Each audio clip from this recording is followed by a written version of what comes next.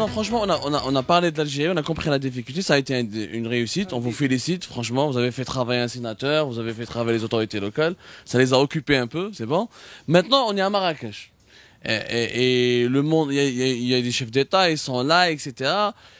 Les gens simples, moi je suis un homme simple, je suis juriste, franchement, les gens simples, j'ai l'impression qu'ils n'y croient pas beaucoup. C'est-à-dire, des gens comme vous, est-ce que vous espérez changer des choses en étant dans un événement? On voit la Chine, les États-Unis, Donald Trump, etc. Comment des gens comme vous, avec 2 catamarans, 2 bateaux, veulent changer des choses et donner une prise de conscience, concrètement? Oui. Je m'adresse à toi, Sibou Alain, parce que tu es parmi les organisateurs marocains, on est chez vous ici, la COP22 c'est au Maroc. Qu'est-ce que des gens comme vous peuvent faire pour changer les choses? La question est très difficile, ça. Non, Mais elle est concrète du moins. Non, mais je vais voir par quoi je commence. Je vais commencer. L'Odyssée elle-même, c'était impossible. Passer en Algérie, c'était impossible. Finir le parcours, c'était impossible. Donc venir à la COP22 après la COP21, c'est un jargon dont beaucoup d'entre nous n'étaient pas habitués.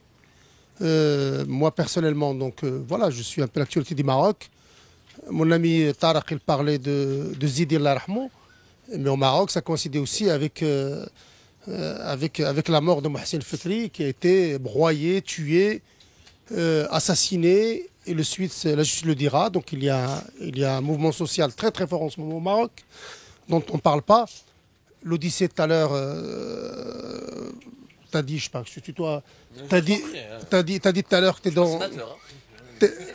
T'as dit tout à l'heure que tu étais dans un endroit qui s'appelle autogéré, qui est autre chose, qui n'est pas la COP22, qui est la zone verte, la zone bleue. La différence, c'est que la zone verte, c'est les militants, c'est autres, c'est qui sont déjà autorisés. La zone bleue, on met un chapiteau avec de la bouffe en plus.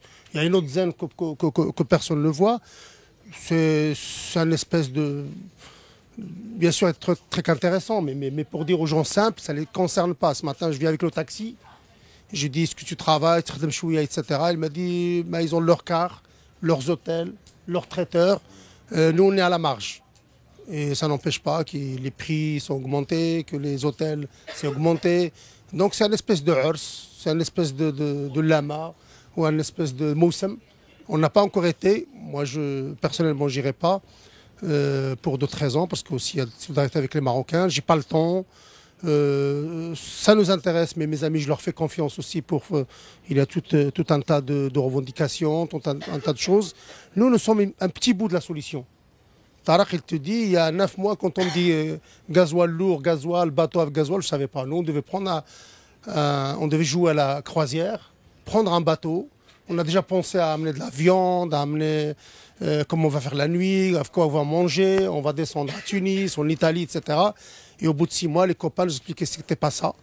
C'était autre chose, c'était une autre manière de naviguer, c'était une autre manière aussi d'aborder la mer.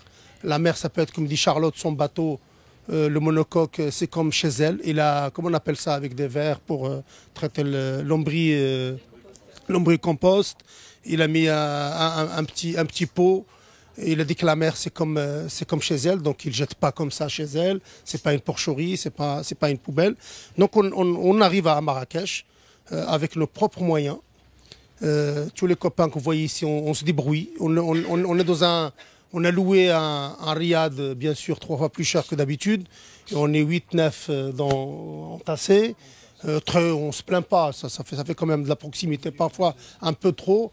Mais on arrive, donc on est dans la COP22, vigilant, méfiant. On suit.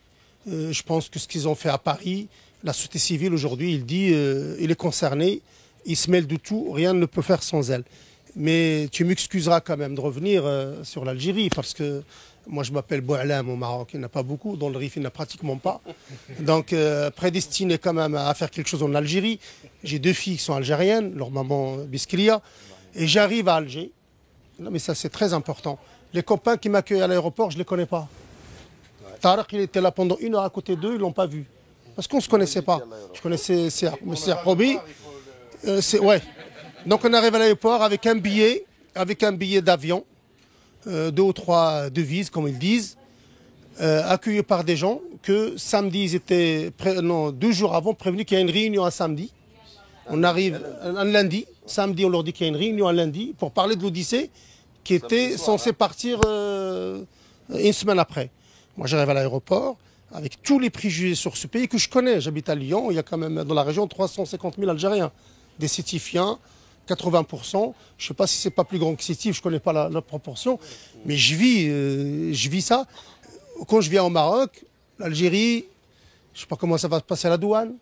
Je ne sais pas s'ils ont des coca, je ne sais pas s'ils ont de la viande. On a tous un tas de préjugés parce qu'il est perçu comme un pays qui était fermé, qui est quelque chose. La Corée du Nord, c'est exagéré. Le Maroc, c'est exagéré. La France, mais il fallait voir. J'arrive à Alger, comme il l'a dit tout à l'heure, qu'on voit une ville pratiquement, le centre-ville, une ville pratiquement musée. Moi qui est féru d'histoire, on ne met pas 100 mètres sans avoir une plaque, quelqu'un qui est décédé ici, tué, etc. Accueilli comme il faut, comme il se doit, avec cette nia, on va pas trop, avec un peu brut, un peu comme ça. Je voulais vérifier pour moi personnellement quelque chose. Les copains, ils se sont rendus compte que je m'éclipsais pour aller moi-même tout seul. Je vais à la Casbah, il y en a un qui dit Washbik, tu vas où? Parce que j'allais à un endroit, malheureusement, comme ça peut exister ici, où quand tu ne connais pas, tu t'aventures pas forcément sans aller à quelqu'un, avec les codes, etc., etc. La même personne, on parle comme ça. Ça a changé ta vision sur l'Algérie? Non, mais moi je l'avais, mais c'était vérifié. Mais mes amis, je leur parle pour qu'ils sachent quand même que c'est autre chose. Le roi de la Loubia. Voilà. Ah, donc on était à le roi de la Loubia. J'étais voir Grantica pour vérifier plus tard que c'est bien orané. Mais c'est les gens d'Oujda qui le mangent le plus. J'étais à Al-Had Harrach. Le jour même, l'anecdote, le jour de mon départ, j'ai fait le souk, le marché.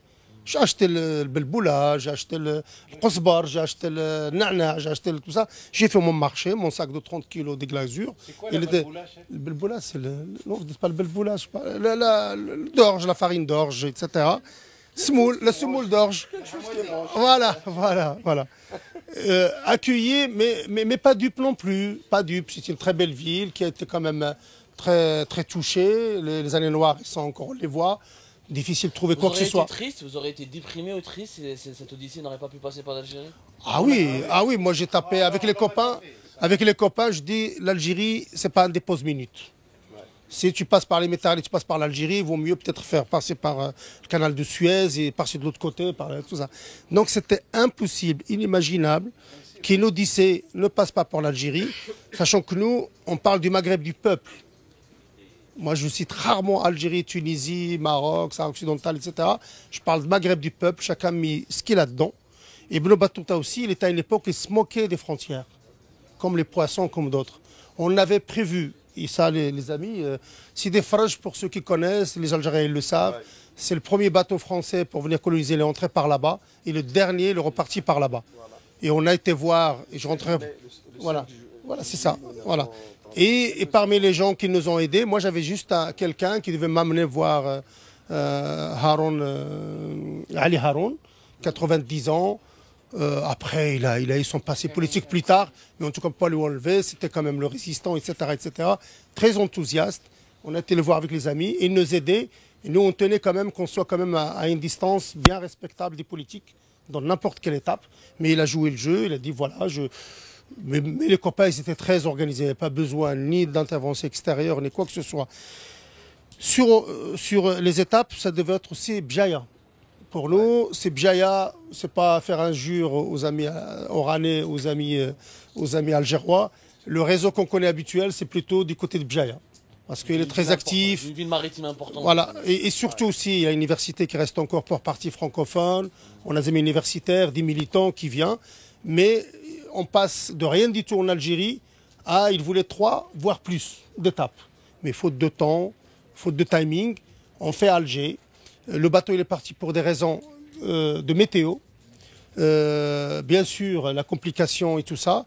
Après, on arrive à Oran. Je retourne à Oran. Moi, j'ai fait l'Odyssée en avion. Non, on arrive à Oran. Là, je connais bien cette région. On est plutôt... Tout à l'heure, je parlais. Moi, quand je suis à Marrakech, il me dit, t'es algérien. À Alger, il me prenait de Marnia. Donc, avec l'accent, avec ce qu'on mange.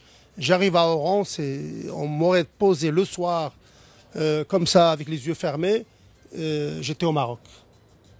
Comme je pense qu'un frère algérien ou une sœur algérienne, il vient au Oujda, il dirait j'étais en Algérie.